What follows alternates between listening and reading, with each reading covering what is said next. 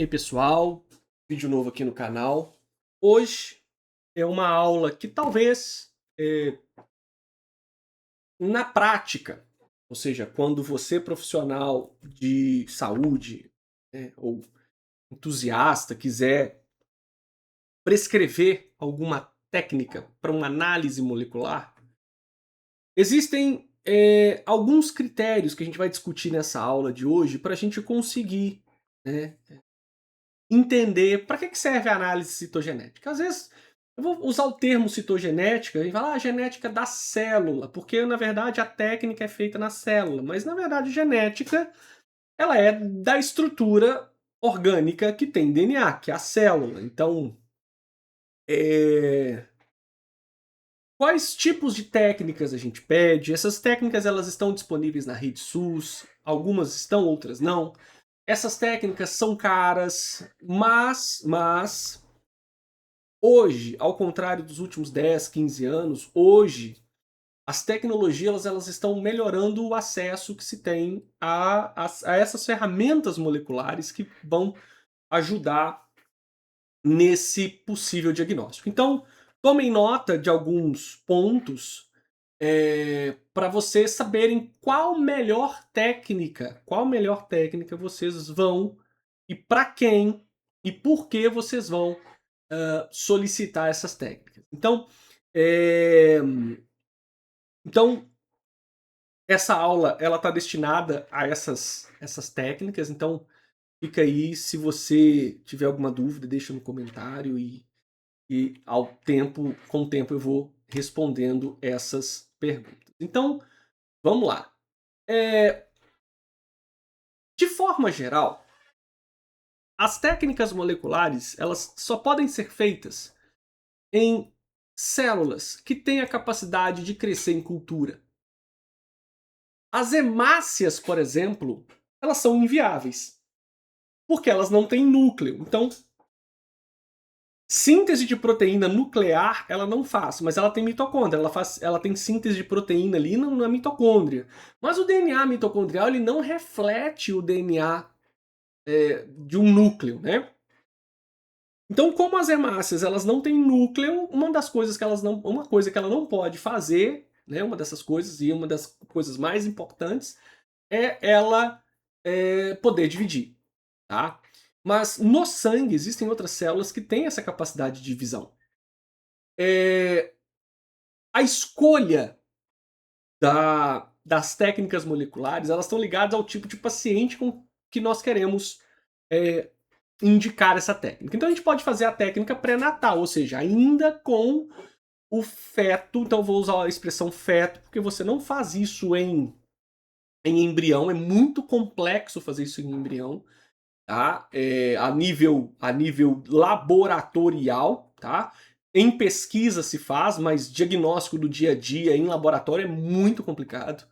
Mas na idade fetal, esses processos se tornam mais fáceis. Uma vez que nós podemos usar essas técnicas avaliando o líquido amniótico, as velocidades coriônicas ou os linfócitos no sangue fetal. Quais são os problemas? Que esses líquidos têm uma positividade ou uma característica de dar um diagnóstico mais sensível, mais eficaz. Então, o líquido amniótico ele é muito mais eficaz em relação à velocidade e é muito mais eficaz a velocidade em relação ao sangue, aos linfócitos no sangue fetal, no cordão umbilical. Abaixo de 12 semanas é muito complexo, é muito complicado se fazer esse tipo de análise, porque você aumenta o risco. Ah, mas é um risco baixo. Ok, mas você aumenta o risco de induzir essa mulher ao aborto. Já no pós-natal, então a partir do nascimento até a velhice, é, é mais favorável usar o sangue periférico. Não as hemácias, mas sim o sangue periférico. E tem uma outra questão que é a seguinte. Por que a gente pede um exame citogenético? Existem N justificativas. Uma delas é a mãe, que sabidamente tem na família um caso de uma doença hereditária e quer saber, ela e o marido, se o bebê é portador. Ok. Se os pais descobrem que o bebê é portador, você já tem um diagnóstico e você não vai mudar isso, pelo menos por enquanto. Existem técnicas que estão sendo testadas para fazer um nocaute desses genes. É a técnica de CRISPR-Cas9. É... Mas são técnicas que ainda estão em teste, são caríssimas, estão na casa dos bilhões de dólares. E não é aberta ao público. Mas se eu tenho pais saudáveis, eles podem usar a análise molecular para prever o seguinte: qual é o risco real que nós, casal, temos de ter uma criança portadora? Porque às vezes a genética ela acontece muito disso. O pai só descobre que ele tem um problema e esse problema ele é genético, o pai ou a mãe, ou pai e mãe, quando o bebê ele nasce com esse problema. Tá? Então existe essa relação. Teste de paternidade, enfim. Causas de uma determinada doença, tipo o câncer, por exemplo, ele é adquirido, ele é hereditário. Embora o câncer ele tenha causas genéticas, ele vai voltar sempre. Mas se ele é adquirido, ele adquiriu porque teve mutação genética. Ok, mas a questão é como que as proteínas sinalizadoras de membrana, que é formada geneticamente, elas estão permitindo a interação da célula cancerígena com a droga. A gente pode também usar esse critério molecular. Escolas também hoje se pautam muito nos problemas genéticos, principalmente quando a gente está falando de problemas genéticos que não são somente aqueles psicossomáticos, mas aqueles que também levam em consideração a estrutura física da pessoa, como baixa formação do crânio, ou a não formação de algum membro, etc. Tá? Então isso depende muito da indicação clínica. Outra questão. A escolha do tecido e do procedimento, como mostrado anteriormente, varia de acordo com a idade gestacional. Qual diagnóstico você quer dar? Primário ou secundário? Ora, primário é quando você está pensando na possibilidade de desenvolvimento daquela síndrome, daquela consequência, ou o diagnóstico primário da doença ou da condição, e o secundário é o que aquela condição afeta no indivíduo. Tá? E para fins futuros de gestação, de hereditariedade. Tá? Quais tecidos? Então, para além daqueles que foram listados anteriormente, tem pele, placenta, pulmão, líquido amniótico, renal, enfim. Mas obviamente que alguns tecidos eles são mais para natimortos, tá?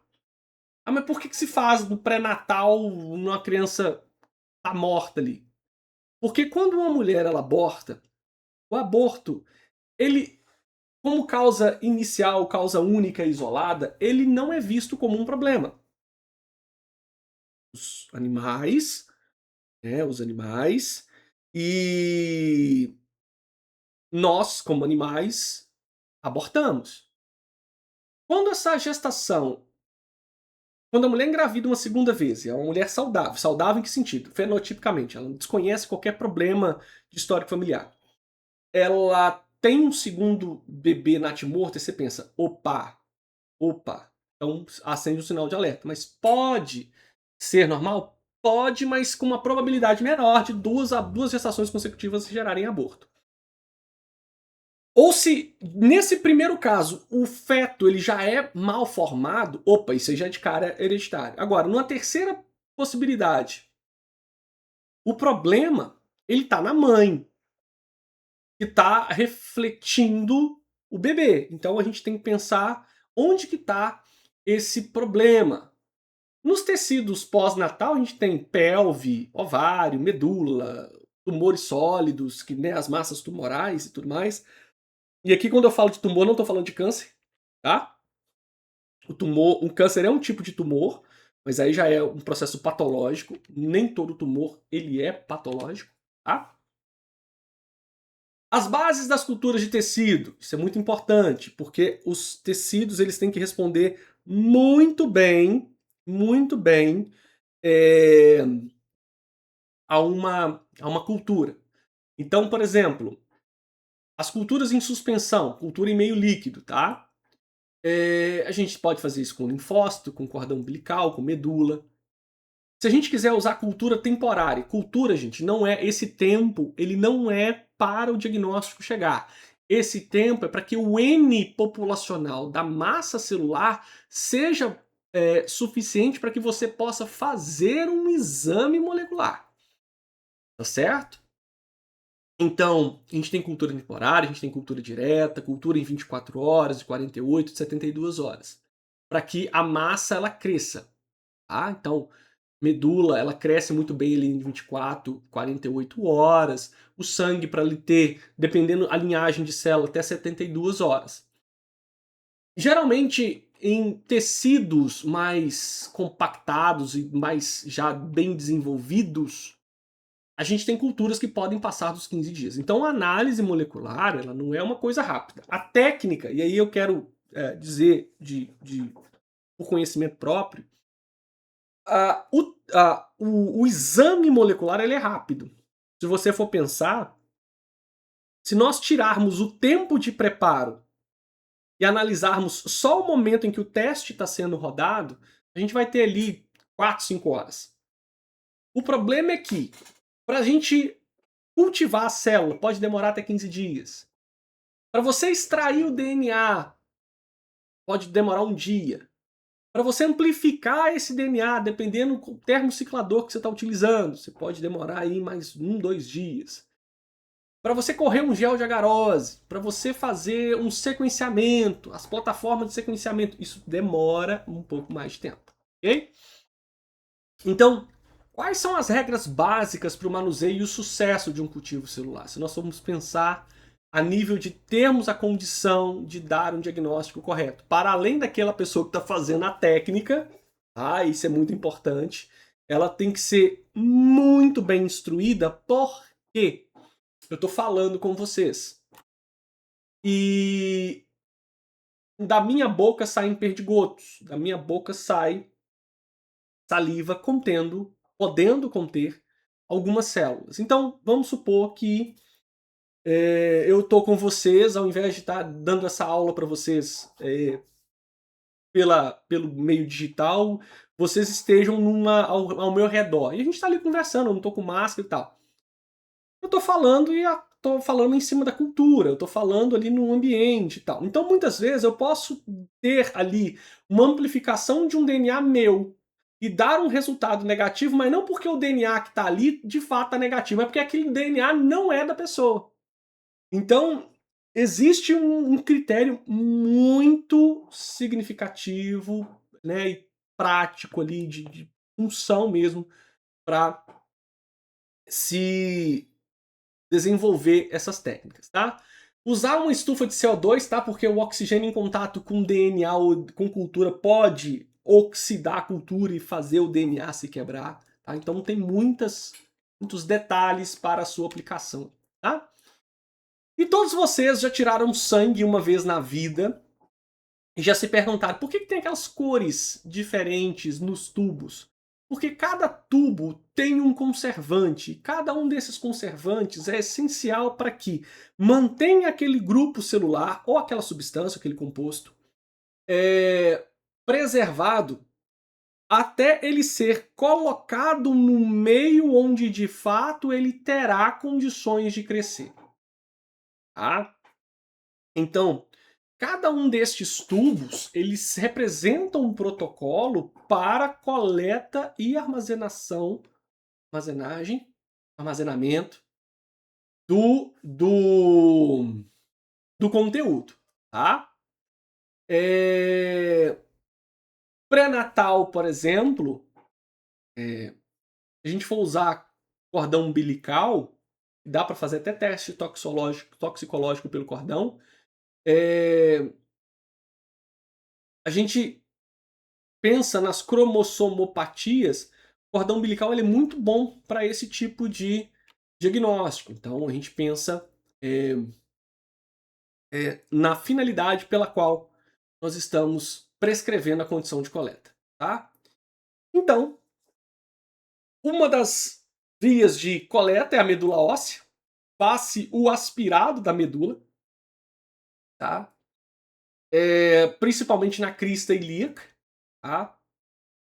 Nos lumens ósseos, né, da crista ilíaca. Então, é dolorido? É, porque é uma agulha, né, um catéter que está sendo introduzido ali, faz aspiração. É, a medula óssea, ela é pós-natal, né, pós-termo, né, pós-parto. Ela não é um grupo de células ali que vai crescer tão bem, tá? Não vai crescer tão bem. Mas para a pessoa, você tem uma massa celular bem significativa, e dá para você analisar as morfologias dos cromossomos como a gente tá vendo. Tá? Então existe essa questão. Tá? O líquido amniótico, tá? Para ele ser realizado com segurança acima de 15 semanas, mesmo assim, a gente tem risco de aborto em até 1%. Tá? Geralmente, tá? Pode-se optar em guiar é, a, o catéter para ele não perfurar o bebê, tá? Isso é a ideia das pessoas terem um bom treinamento. E para que serve a biópsia e a análise citogenética do líquido amniótico? Para análise bioquímica, para análise molecular e para análise cromossômica do bebê, tá? E aí você faz o planejamento futuro, tá? Você faz o planejamento futuro, uma vez que a criança, se ela for portadora daquela condição, ela vai ter aquilo ali. Tá? Então você prepara os pais na assistência à criança para isso. Tá? Nas velocidades coriônicas, a gente pode fazer ela de 12 a 14 semanas. Antes, tá, gente? De 12 semanas é extremamente inviável a nível de rotina laboratorial. Tá? Você vai nesses laboratórios aí para fazer. Geralmente se faz, mas isso em pesquisa em laboratório, quando a gente faz em modelos animais, antes, tá? Não em modelos humanos. Tá? É, Aqui, na biópsia das velocidades coriônicas, então também tem que ser guiada por um ultrassom, tá? O risco ele é levemente maior, mas é um risco maior do que a miniocentese, tá? Biópsia de pele é utilizado para confirmar o resultado do sangue periférico, caso você tenha alguma dúvida, ou a confirmação de síndrome de Turner, que é a síndrome do cromossomo 45. Esse material que vocês estão vendo aqui, ó, que eu vou circular ele para vocês, isso aqui é um punch, tá? Que a gente faz com biópsia. É um punch descartável, tá? Então aqui está o bisturi. Então você aperta na pele da pessoa, então ele vai tirar uma rolha de pele, né? Você vem com uma tesourinha e corta para tirar esse fragmento da pele. Então é um fragmento já num tamanho suficiente, com tecido suficiente para você ter diagnósticos. Não só molecular, tá? A gente usa o punch, mas para biópsias outras, por exemplo, para doenças infecto-contagiosas, tá? E aí entra as técnicas de bandeamento cromossômico. Você pegou o material, né? É, você pegou o material e tá. Como é que você vai ler ele? Ou então você pega o material e você recebe o resultado. O que você vai ver dele? Né? Então existem as técnicas de bandeamento. Cada técnica de bandeamento ela é específica para uma parte, tá? Ou seja, ela dá para a pessoa que está vendo o resultado uma análise melhor. Mas aí que quero que vocês tomem cuidado na interpretação disso, tá? Então, vocês viram o que é um cromossomo. Então, olha que interessante. Esse aqui é um cromossomo duplicado, tá, gente? Porque olha só, aqui eu tenho o centrômero, e aí eu tenho e cromossomo homólogo. Na verdade, o correto seria a gente fazer assim, né? Tem um centrômero, eu tenho um cromossomo aqui, eu tenho um cromossomo aqui, tá? Esse é irmão desse, então por isso que eles são cromátides irmãs, certo? Então, todos esses cromossomos aqui, eles são duplicados, porque o cromossomo simples é isso aqui, tá? Então aqui está o centrômero. Eles migram, tá? Durante a anáfase da divisão celular, tá certo? Na verdade, a migração ela é assim, tá? Porque eles migram para os polos opostos da célula. Então, tudo isso aqui é cromossomo duplicado. Então, aqui eu tenho um cromossomo metacêntrico. Se a gente vê aqui embaixo, eu vou grifar aqui para vocês verem e aí vocês pausam o vídeo. Aqui tem um telocêntrico, tá? Mas telocêntrico não tem na espécie humana, como eu mostrei para vocês na aula anterior. Vê a aula se você não está vendo ela. Aqui é um cromossomo telocêntrico também, tá? Aqui, ó, eu tenho um cromossomo macrocêntrico, tá? Então, a diversidade de cromossomos, tá? E vocês estão vendo os formatos deles que são diferentes. Isso aqui são as isoformas. Cromossomo enrolado. Então isso aqui não é... Pode ser que seja normal, pode ser por causa do momento em que o tecido foi removido, tá? Então isso é importante. Porque às vezes a célula estava em divisão e você pegou um cromossomo que estava migrando. Mas quando você analisa um cariótipo de uma célula que não está em mitose, você não vê. Se você começar a ver polimorfismos, aí você está dizendo que essa pessoa ela tem um indicativo D. Porque aquela condição pode estar no indicativo D. Tá? Então, qual que é o objetivo da cultura? Tá? É você cultivar a célula para quê? Você precisa que ela esteja em mitose. Tá? Por que mitose? Uma célula que não está em mitose serve? Serve. Mas a técnica que eu vou usar para uma célula que está, por exemplo, em intérfase, não é a mesma que eu vou usar para uma célula que está em mitose. Então lembra que a finalidade está ligado ao objetivo que você tem. Tudo bem. Então eu preciso que a célula esteja em metáfase. Por que em metáfase, Rafael? Porque aqui eu tenho o cromossomo. Aqui eu tenho. Então ele está no máximo da compactação. Aqui eu tenho o filamento de DNA. Aqui eu posso ver substrato, posso ver se ele tem o gene. Eu posso fazer para amplificar o gene. Então o gene não pode ser o cromossomo. O gene tem que ser a cromátide. A cromatina, lembra? Cromatina tá cromatina tá beta. Lembra dessa questão? Então, esse é o processo. Para todos os mecanismos, vale. Agora, qual o exame que você vai fazer que depende. Então, a gente tem as técnicas de bandeamento e a gente tem as análises das bandas do cariótipo. O que seria isso? O bandeamento, ele usa bandas. Então, você tem ali um cromossomo e você vê aqueles risquinhos. Essas são as bandas. Essas bandas são o quê? Aglomerados de base nitrogenada, regiões gênicas e regiões intergênicas. Cada bandeamento tem um código. Bandeamento C, bandeamento R, bandeamento T, bandeamento G. Ah, mas por que eles recebem esses nomes? Por causa do corante. E o corante marca uma base específica. Quando você quer ver o gene ele é muito pequeno em relação ao cromossomo. Então você usa a resolução das bandas. Tá certo? Então, eu vi que um cromossomo ali tá maior do que o natural. Opa, então tem um gene a mais ali. Então eu vou fazer uma análise específica para ver se aquele gene que eu quero é o que tá ali. Tá? Nós vamos ver mais à frente. Então, tá aqui o cromossomo. Então a gente vai usar a nomenclatura citogenética da ISCN, tá? Que vai trabalhar com isso. Então vocês não vão usar CID. O CID é quando você for dar doença. Mas a nomenclatura antes do CID, ela é a ISCN, tá? Então tá aqui o cromossomo e tal, aquela coisa toda, enfim. Tá, vamos lá. Então, vamos lá. Nomenclatura. Aí, presta atenção aqui, ó. Então aqui as bandas, ó. Tá em preto, tá em branco, tá? Olha o tamanho das bandas. O que são essas bandas? DNA. É gene? Não. Pode ser que seja. Pode ser que seja. Mas pode ser uma região intergênica, que tem só ali uma massa de nucleotídeo ali. Ou possa ser gene regulatório que não está ligado ao cromossomo em si e tal. Então aqui nós temos o cromossomo 7. Ele tem 550 MKB, né? Milhões de pares de base. Minto. 1000 pares de base, tá? Aí, você, profissional de saúde, você recebe um exame de um paciente da Dona Maria. Tá?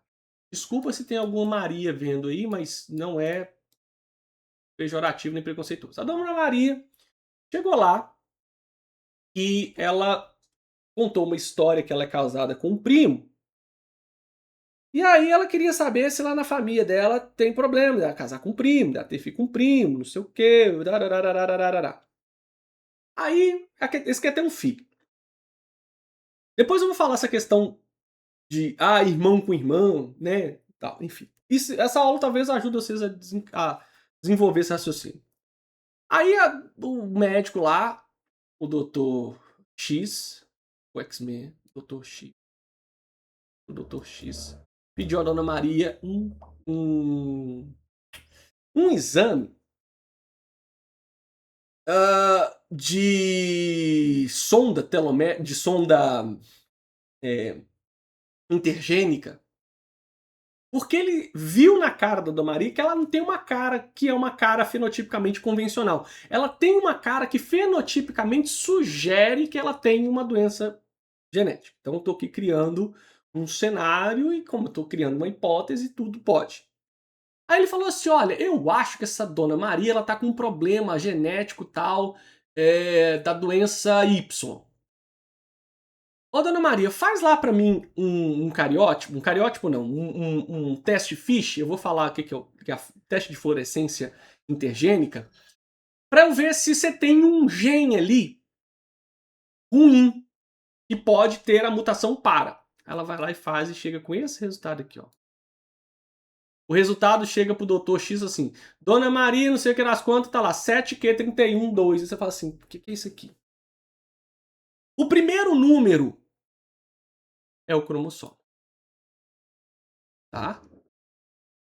Não sei se vocês ouviram, mas trovejou aqui. O Q é o braço. Então lembra que, ó, cromossomo, braço P, braço Q. Então tá no braço inferior. 31.2 é a região gênica, é o gene. A região intergênica do cromossomo. Tá? Então fica aí essa dica para vocês, tá? Então aqui de novo, ó, a gente pega células e metáfase para fazer esse tipo de análise, tá? E olha só que interessante. Aqui nós vamos começar com as técnicas. Então eu vou explicar para vocês todas as técnicas. Então eu vou parar esse vídeo aqui no bandeamento Q. Voltem na aula inicial ali, tal, analisa tudo que foi dito para vocês entenderem a aplicação de cada uma dessas técnicas de bandeamento. Ok? Um abraço e até a segunda parte.